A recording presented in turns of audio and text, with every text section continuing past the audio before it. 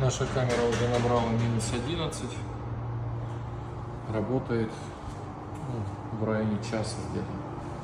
Но это первый ее пуск. Это довольно-таки быстро.